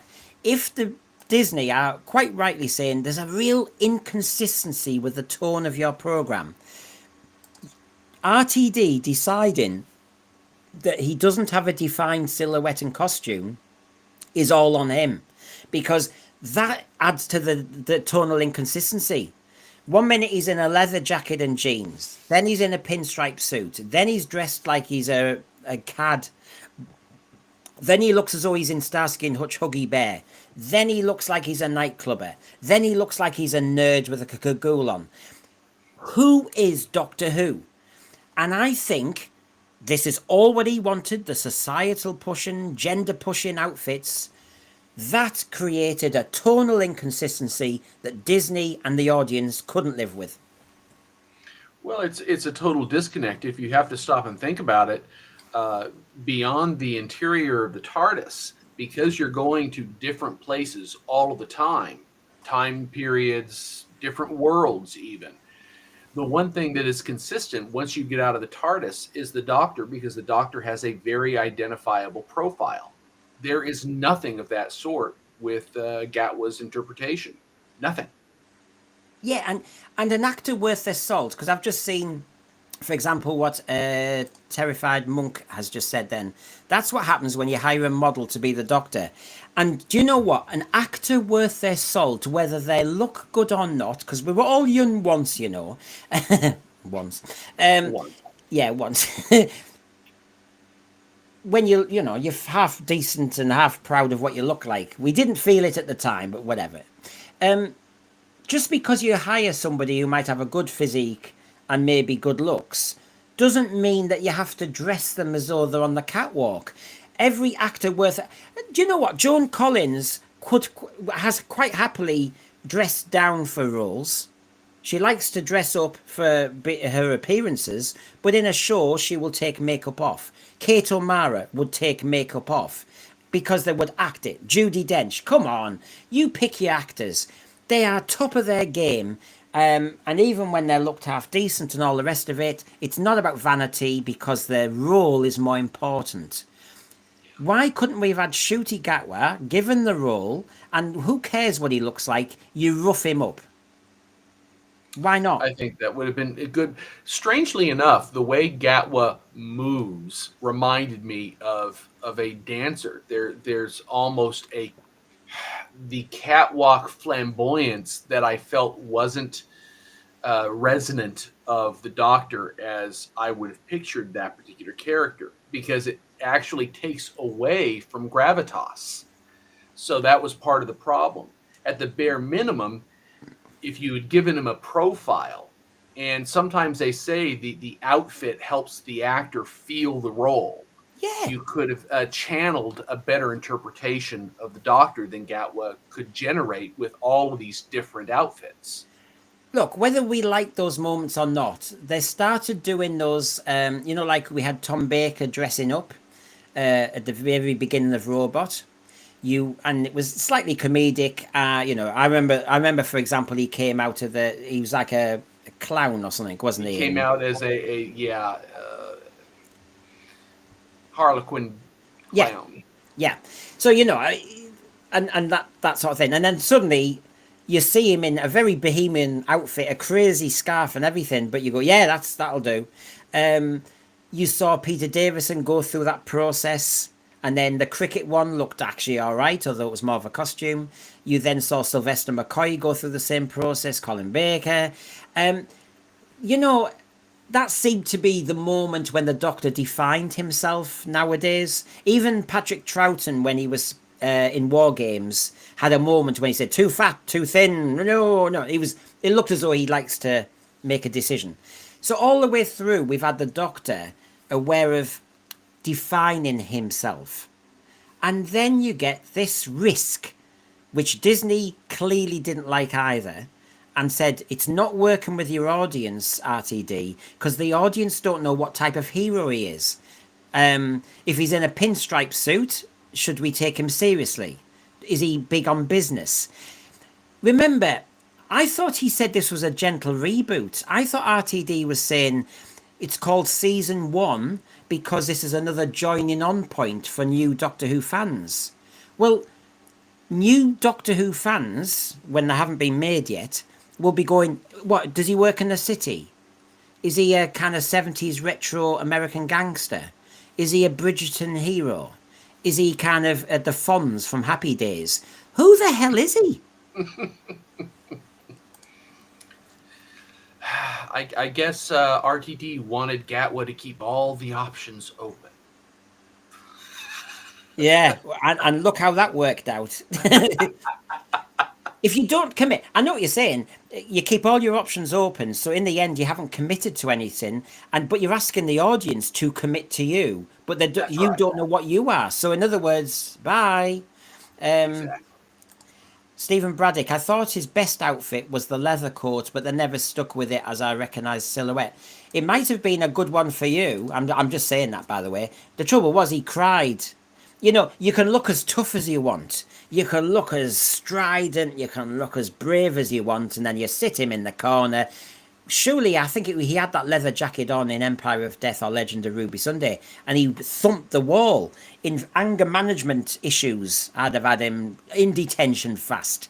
And of course, tonal inconsistency. Da-da! Oh, got it. Sorry, I'm only from Disney, RTD. Can you just take me through this again? You've kind of gone a bit music hall there and a bit kind of end of the pier drag queen. Or are you trying to be RuPaul? You then do a cartoon number. You then do gods. You then do a dinosaurs intro to Space Babies where you want to show you like a Jurassic Park. You then show that you're going to do an episode like Look Who's Talking. Sorry, RTD, I hate to ask you too many questions, but what the hell is Doctor Who now? Because we're not recognising it. We used to like them. You know that man with the long scarf and the curly hair and the teeth? We kind of liked him when he in Robots of Death. Yeah, we liked that. Any of that coming up? I mean, you know, you can see the tonal inconsistency, Christian. Well, I'm looking just at the babies, and you realize, oh, damn, you got a ship full of babies. That means there can't be any stakes because no one's going to die. You're not going to kill a baby. It would have been, yeah, I know what you're saying. I mean, I'm not going to say it. Yeah, but the point is, Poppy was never going to die. Yeah. Terrified Monk, Brendan, I think you need to embrace your softer side and have a good cry this stream. Well, I'm going to virtue signal Terrified Monk. I hope you're well. You mean a lot to me, Monk. My streams are nothing without you, Monk. Whoever you are, you know that kind of. No, thanks, Terrified Monk. But yes, my soft side. Yeah, I'm getting harder. I'm getting a bit more cranky, am I? What's going on? I need therapy. Therapy. That's what I need.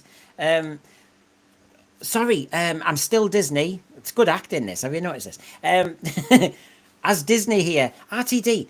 As well as the babies one, sorry, just got more questions now. You did a conspiracy theory one, and a lot of our internal data had the audience liked Conrad more than the Doctor. Is that what you wanted in that episode? Because a lot of our audience liked him. RTD, can I ask you another question? You said this is a bigger program now, a madder program now, a darker program now, and a wilder program now. We're confused. When? You know, I mean, he's promised every listed thing in the world, and actually the sum of it is mess. Isn't that why they say narrative inconsistency? Well, it is consistent in one thing. It's consistently bad. I'll give him that. Yeah. But it just reminds me of somebody who's so obviously over promising. I mean, when we heard this, I mean, I remember doing this saloon before the season started, season 2, and he said it's going to be bigger, madder, darker, wilder. Right, let's just check how that went. Bigger in what way? What, because we had the Eurovision Song Contest in space and we spent an absolute load of CGI money for no effect, no jeopardy, no nothing. We brought Omega back, but as Skeletor, and then we threw him back down the sewer pipe. It's going to be madder. Is that the Eurovision episode again? Is that because we had a barber's shop on a spider back, but it still made no sense? I'm trying to work. It's going to be darker. Well, the well-promised darkness. Lucky Day had a moment. We both mentioned it when Ruby was telling the story to Conrad when he was nice, and you got that all these silhouettes of the monsters behind. But what's the point of making it dark for a second if you then have men just dressed in costumes as if they're like the park ranger in Scooby-Doo? Rubbish. Well, a part of it is, even when you have moments like that, you know what RTD is creating. You basically understand the lack of stakes that will be involved in each episode at some point. So you have a moment, and in the back of your mind, you're already disconnected. You can't really immerse yourself. There's no suspension of disbelief because you know that moment's going to pass, that it's going to be destroyed someday. That's my fault. I pressed the wrong button. That's okay. It's okay. I tell you what, I could be like a mad kid on this going, oh, I'll get the puppets on it. No, sorry, everybody. Normal service is resumed, and sorry, Christian, for interrupting you. I pressed the wrong button. That's okay. What I wanted to say is thank you to Michael. Very, very generous, and I know what that means. I mean, people talk about a cost of living crisis, and yeah, but thank you. Missed opportunity for Gatwa's doctor to be instilled with that same mystery that the seventh had. He could have had he could have been like he was in Remembrance. A tone of this man is jovial, but wise and dangerous. You know I have issues with the McCoy doctor. I like McCoy, and I've met him a few times. I like McCoy. And he was trying to be darker, so I give him credit there. And I do like Remembrance. There's other ones I don't like, but I do like Remembrance. I agree with you, Michael, on that one. What do you think, Christian? I tend to think that that's possible.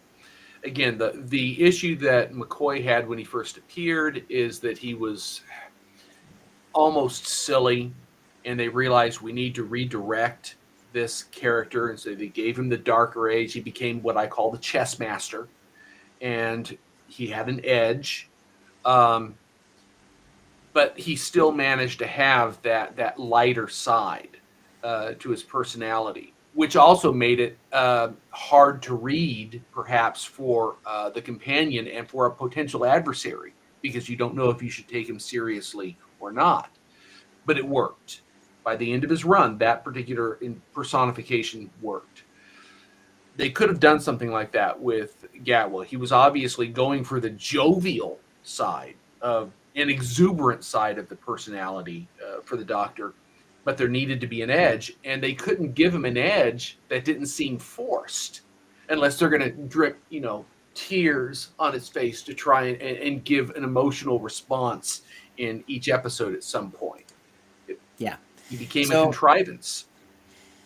So we take it there, and thank you very much for that. And I think the Hoopettes will need to say thank you.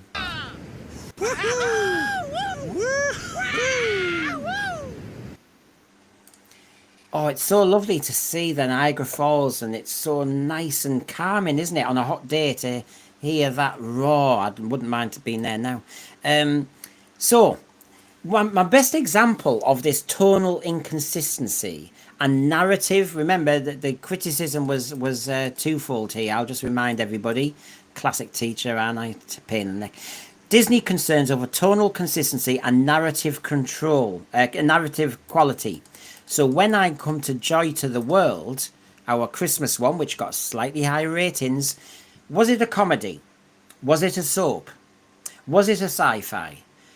Or was it just a set? Or was it religious? Was it a comedy? I mean, all this about going into Mount Everest and all the rest of it. I'm trying to work out who my doctor is. He's in a dressing gown, he's in his Huggy Bear outfit, and all the rest of it. And of course, remind us, everybody, the audience on Christmas Day also said, "What is this?" And as you know, I did a stream on this.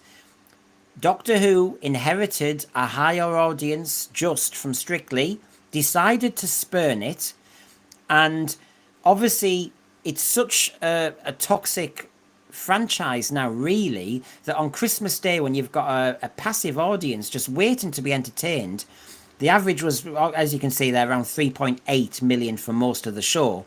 And then suddenly, within 10 minutes, we added 4 million.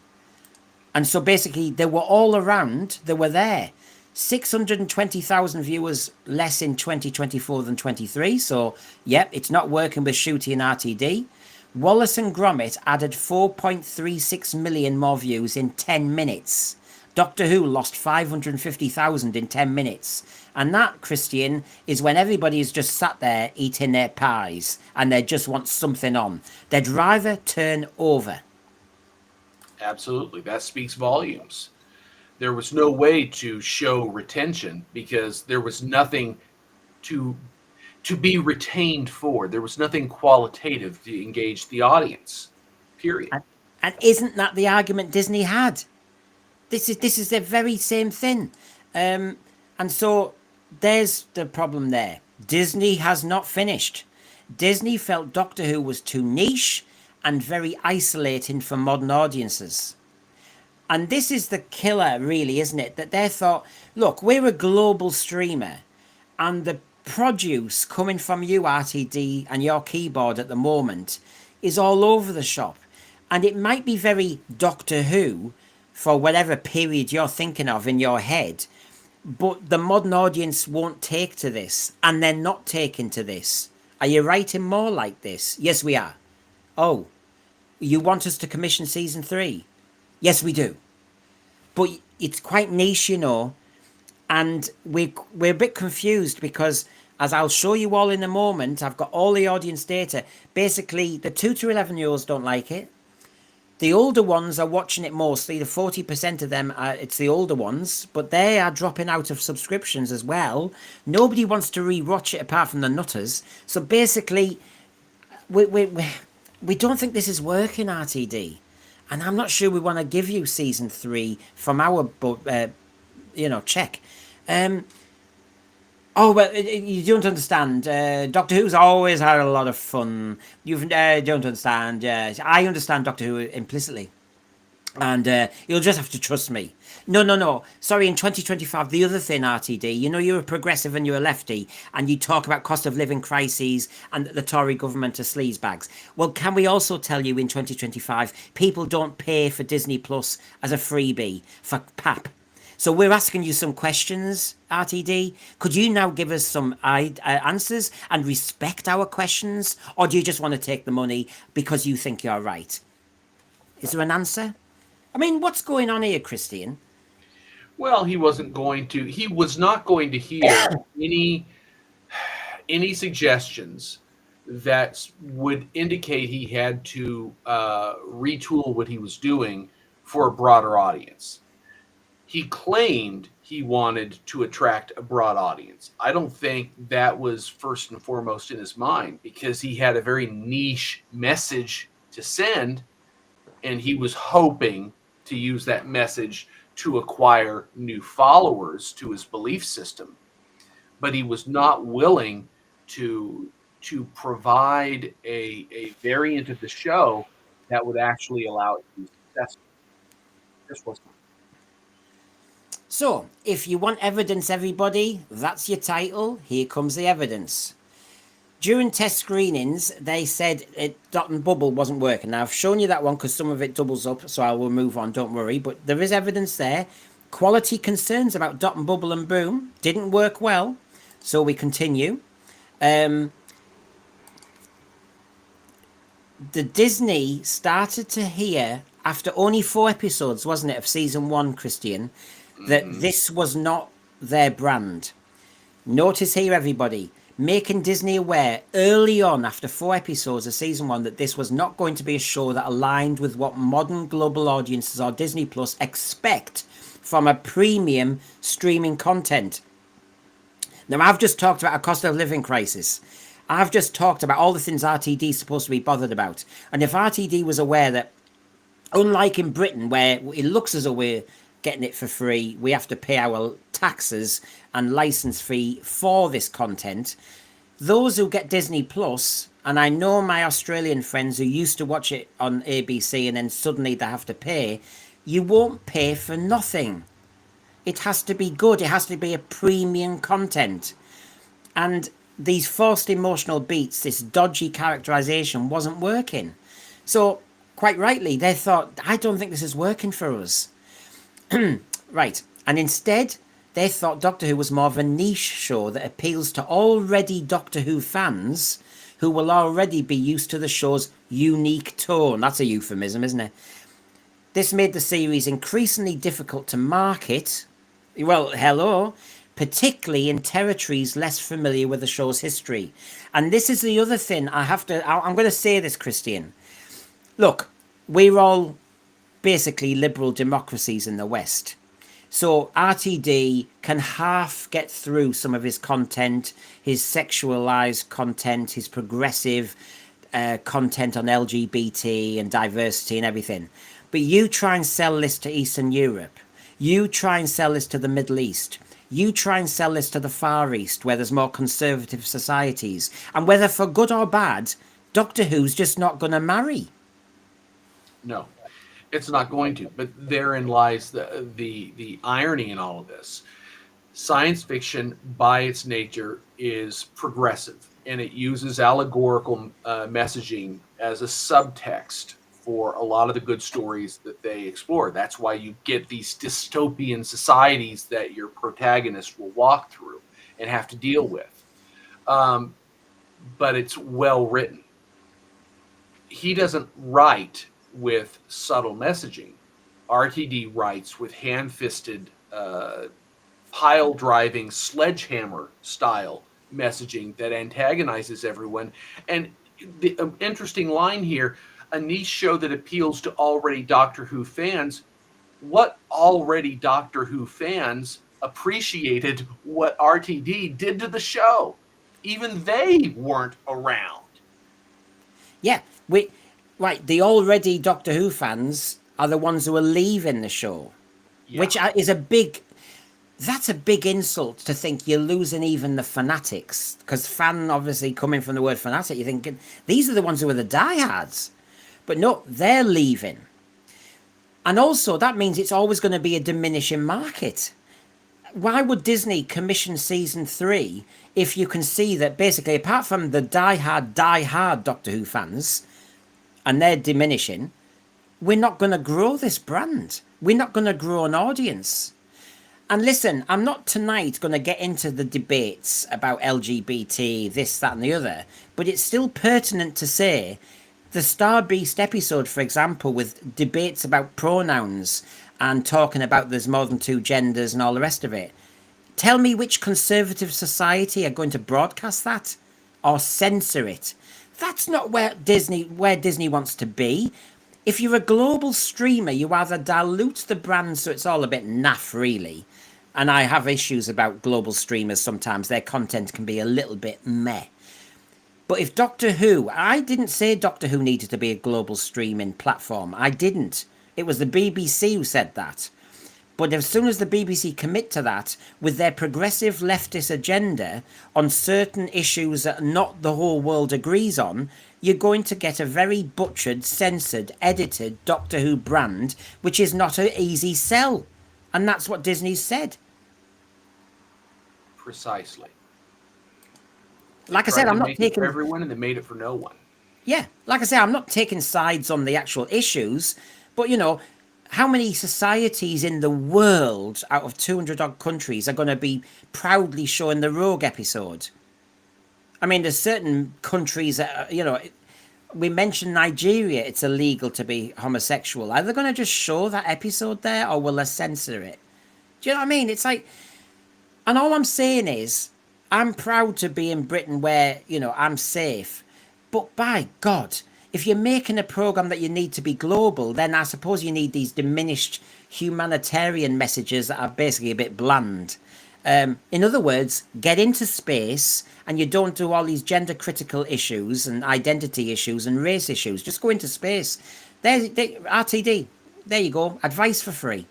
Anyway, the advice from Disney continued. To elaborate, there was clear appreciation within Disney for the BBC's commitment to keeping Doctor Who fun, accessible, and rooted in its own traditions. I sense that's a bit of an insult, actually. I sense they're going, oh, how cute. They're trying to stay in the past. That's how it sounds to me, Christian. The It's a backhanded compliment. Yeah, it is. I don't know. The creative integrity of the series was never in question. Now, this is where I need to be fair, Disney weren't booling in saying we want to own it. So this is all on RTD. But as the season progressed and performance data continued to lag, I've already shown it again, the prevailing sentiment inside Disney Plus was that the show had become a hard sell. I've just given more examples of why. And was more niche than they expected. It's very niche if it's got very progressive values. It's very niche if it assumes you know who the Rani is, you know who Omega is, you know who Susan is, you know who... I mean, it assumed too much. I thought he was going forward, not backwards. So yeah, it becomes very niche. Despite the strong brand recognition, everybody's heard of Doctor Who, and critical goodwill, it was failing to thrive in any demographic. And as I said near the beginning, Christian, that's terrible. He didn't find an audience anywhere of any number. The kiddies, the teenagers, the millennials, the Gen Zers, the oldies, they all had issues with it, and they all stopped subscribing. They all stopped returning to it. They all stopped rewatching. And basically, as I said, my analogy was Doctor Who just fell between the cracks. This is data from Disney. Did they listen to it? Nah.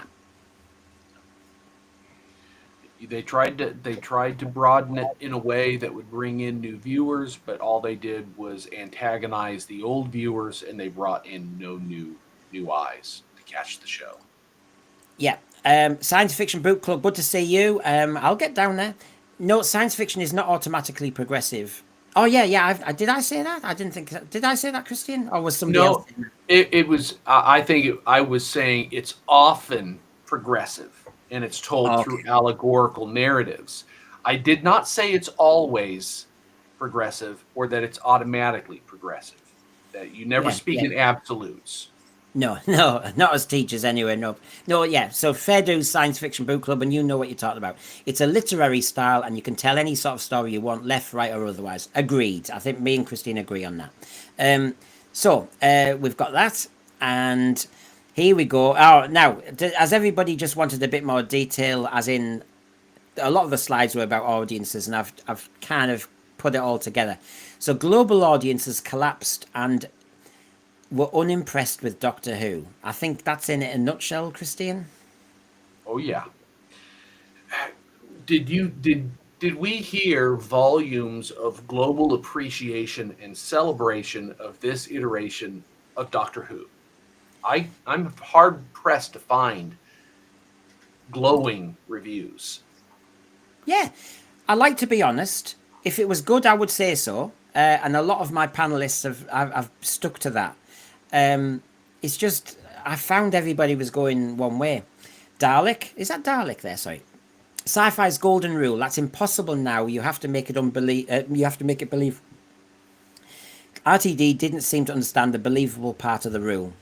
Yeah, exactly, and that's my problem. It went so fantasy and hocus pocus. That's not my bag. I'm a sci-fi reader, and I want my science fiction to have internal logic to it and internal rules that it follows. And as soon as you kind of do this magic timey-wimey, and even the Sonic started to be a wand, I'm out. Star Beast scared me to death when suddenly that sonic screwdriver that had never done it before suddenly created a force field. And I kind of, what? And suddenly was melting the cement in the wall so that they could walk through people's attics. If that had been the case throughout all of Doctor Who, there's no Jeopardy, there's no story. I'll watch on the other side, and in fact, I'll watch Buck Rogers. That, come on. So, the global audience has collapsed and were unimpressed with Doctor Who. I'll go big screen here because this is my headline again of all the stuff I'm going to show you. There was a sustained audience engagement. Sorry, I apologise. Sustained audience engagement proved elusive. There was a sharp drop-off in viewing by 12 to 17-year-olds. There was minimal long-term retention or re-watchers from audiences. I mean, this is all killer.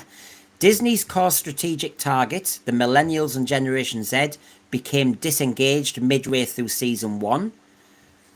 It never entered Nielsen's top 10, ever. I mean, Christian, this is bad news upon bad news upon bad news.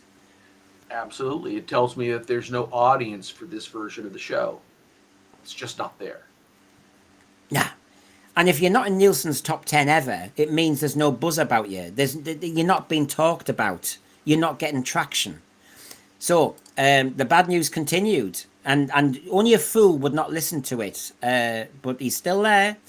Teen and millennial audiences found the tone isolating, content and pitch too young. In other words, it's naff. Doctor Who was not pitching to modern global audiences. It was seen as too niche and old-fashioned. I mean, just listen to that. Doctor Who was not speaking to modern global audiences, so it's not going to grow. Doctor Who struggled with its identity. It was trying to be family-friendly, fun, nostalgic, experimental and progressive at the same time, and Disney said it was a hard sell. Doctor Who failed to grab any particular audience, therefore, as I said, it fell between the cracks. I mean, Christian, disaster. And here's the first cab on the rank, the 2 to 11-year-olds, everybody. Only less than 10% of the overall audience, 2 to 11-year-olds. It wasn't getting traction with them. They saw the first 2 episodes and then they checked out. That was it. I mean, basically, they're an age below what I taught, but basically loads of people in our thread are parents or grandparents. And 2 to 11-year-olds, come on, imagination. Get their imagination sparked up with fear, with nightmares, with, the whole lot. It's all doable for under 11s. They still imagine amazing things. They still are innocent. They still have it all to explore. How can you not grab that audience? And you know what? Mr. Progressive RTD may not be a convenient bedfellow for J.K. Rowling anymore, but J.K. Rowling does know how to grab that audience. And he should be learning from others. And I'm shocked because obviously Doctor Who grabbed me when I was 3. And I know loads of people in the thread will say, oh God, I was scared. I was bricking it as a kid. And it grabbed us then and we stuck with it, even when it wasn't trendy. But now, the 2 to 11-year-olds aren't interested in it. That's terrible. It tells me again that there was nothing compelling within the stories themselves. And sometimes the logic of a story, the capacity to suspend disbelief, will carry along a viewer. They may not appreciate this type of story, but because it's so well written, it's so compelling, they stay for the duration. It catches them. There was nothing compelling in this particular iteration of Doctor Who. No.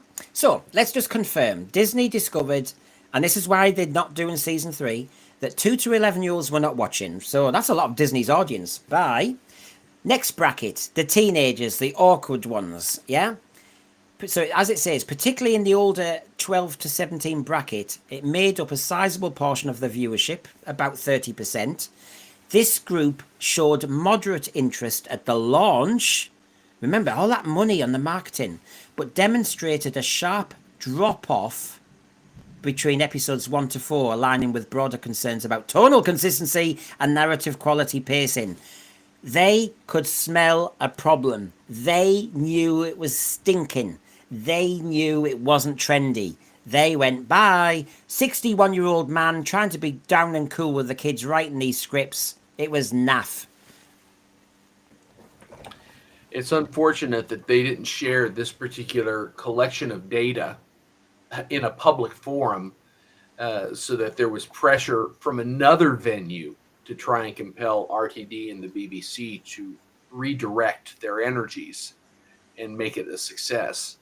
But they weren't about to hear the And now truth. the killer one. Why is Disney leaving? Well, you've seen a lot of reasons, but this is the killer one, right?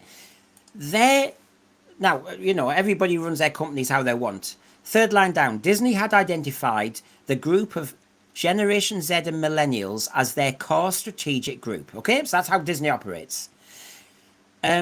Because of their strong engagement with Marvel and Star Wars and everything. So basically, that's Disney's background, right? So here we go. While millennials initially drove the bulk of early Doctor Who viewership, many disengaged midway through season 1. A significant number of subscribers failed to complete the season or dropped off the platform altogether. The remaining of the audience comprised older adults and family units, but their engagement was brief. Across the board, minimal long-term retention or rewatch behaviour compared to other brands like Andor, Rivals and Loki Season 2. In other words, Christian, read the room. It's not for us. It's not. Yeah. No one stayed with it. If they came in and caught the first episode, they didn't stay for the series run. If they were watching an episode, they didn't stay through the middle of the run. And no one, it appears, was actually going back to enjoy a rewatch of it. Nor were we hearing positive buzz in social media about it. I mean, nothing was happening. Yep, and it's interesting, isn't it, Farsight? This is the problem. RTD is going to have trouble clinging on after this. I don't know anybody else in their job who could hold on to it because it was so clearly your brand. You have gone from the war games and the Daleks colorization, which have to be in your image. You've tanked an awful lot of classic Who. You've really gone experimental with the fantasy element with Doctor Who, experimental with the breaking of the fourth wall, experimental with song and dance. Remember that it wasn't the prom, it was when they did the launch of some of the music, and when he had Chibnall there, Moffat there, and he was on stage being interviewed, and he actually said, do you know what, Murray Gold, should we do an episode where there's no dialogue and it's just all music? And it's like this isn't a youth club, you idiot. This is a global streaming program, you said. What? They're going to be sat there in Zimbabwe. They're going to be sat there in Hawaii. They're going to be sat there in Bolivia going, what is this? No dialogue, music. Immediately, he should self-censor, filter and go, nah, I think I'm getting excited. I think my adrenaline is going. He sounds sometimes like a daft kid when he gets excited and you go, no, you still have to write the essay. Calm down. So basically, their group that Disney obviously prized itself on keeping found that they were tanking and leaving. We had loads of reports, didn't we, Christian, of people who would subscribe to Disney Plus who then cancelled it. Absolutely. And Disney, people will come in and check one thing out, and then they will cancel the subscription like that because they don't like what they see. Yeah, therefore, don't season 3 commission it. And then here we go. Let's have a look if I can just get my details up. So there's your evidence. It's not in the top 10 Nielsen ever. No retention, no returns, no buzz about the program. Existing subscribers are dropping off. I could just list that to death, and that is an indictment of RTD's Doctor Who, and that means the programme is not going to be delivered with them. Therefore, go to the bottom there. The challenge was not purely creative or purely commercial, it's how to bridge the two, especially if Doctor Who is to remain a meaningful part of Disney's global franchise ecosystem. But by the end of Season 1, Disney was aware that something wasn't working, which is why they delayed Season 3 production to see if Season 2 could somehow perform better, which it didn't. So therefore, we're out. Exactly. They're gone. I mean, when they didn't show up at Doctor Who conventions that might be right around the corner, they don't even bother to put up a kiosk, and they're just yards away. Yep. What does that say? And so when we look at the whole thing, you've gone from, you know, we've got this global streamer in Disney, we can go bigger and all the rest of it, to very, very soon, even when they haven't even broadcast the spin-off, Disney were thinking, oh my God, this is not for us. What a... I don't know, it's a shocker. So my final conclusion here was Disney and Doctor Who audiences do not align. That was the conclusion Disney came up with, wasn't it, Christian? That's it. That's it in a nutshell. The funny thing is, when you stop and think about it, Doctor Who, as it was originally configured, was a family brand in the UK. Disney, as it used to be configured 25 years ago, was a family brand. You'd think that the two would naturally coordinate and be a good match. But the problem is today, as RTD has modified Doctor Who, it's no longer a family brand. And as Disney itself has been transformed, it's no longer a family studio. So there's a problem. And the problem keeps coming. Tony Fowl's TARDIS. I've been watching since 65. So you've got skin in the game and you've committed to this. And even I gave up halfway through Rogue and haven't watched since. Well done. Job done, RTD. Well done. Well done. That's so clever. Somebody who's watched it since 65 can't get through the season. That just shows you what a mess this has been. And that's why it shows you why Disney just goes, oh God, I'm you know. So final bit. Disney just thought, sorry, this is too much of a hard sell. We are out. And as I said, they don't have any axe to grind with the BBC, but they just realise they are very, very different beasts. And I've been saying in various ways, Doctor Who ratings flop gives Disney a powerful bargaining position. That was my suspicion, that they might try and get more creative control, that they might try and do that. And to their credit, they haven't. And they've actually said, no, we don't want to change this hobby that you've got called Doctor Who. We'll just leave. Bye. It also, you know, just makes me think, you know, this is all down to that man there. You believed in Ncuti Gatwa. You believed in this brand new Doctor characterization that nobody had ever seen, that was so different from everybody else's. You didn't want to give him a silhouette. You wanted to make him heavily emotional. You wanted to make him problematic in some ways. You wanted him to slag off some of the public who were watching, that he didn't feel comfortable in his skin. And you went on and on and on and on. It's all on you, RTD. End of. That's it. It's on his shoulders. Not that he'll be carrying it.